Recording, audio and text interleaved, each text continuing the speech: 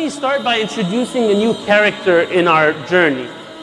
This character, he's an angel. His name is Israfil.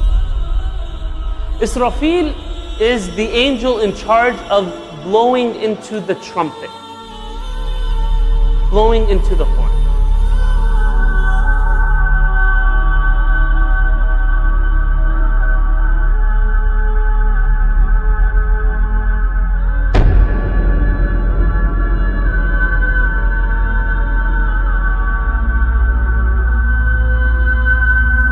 And he's the angel, the custodian of the Lawh al-Mahfuz, the supreme tablet of destinies. In the tradition it said that Sayyidina Israfil alayhi salam is in a perpetual state of buka, a perpetual state of crying.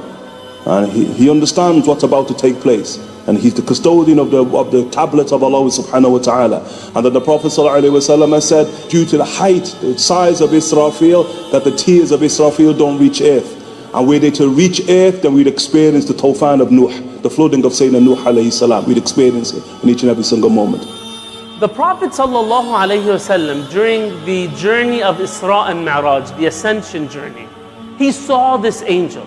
And let me show you how he saw him. He saw him, the Prophet sallallahu alayhi wasallam describes, he said, he had one foot in front of the other. He had the trumpet on his lips. He took a deep breath. So he's just about to blow into it, and he's looking from the corner of his eye towards Allah, ready for the signal to blow. 1400 years ago,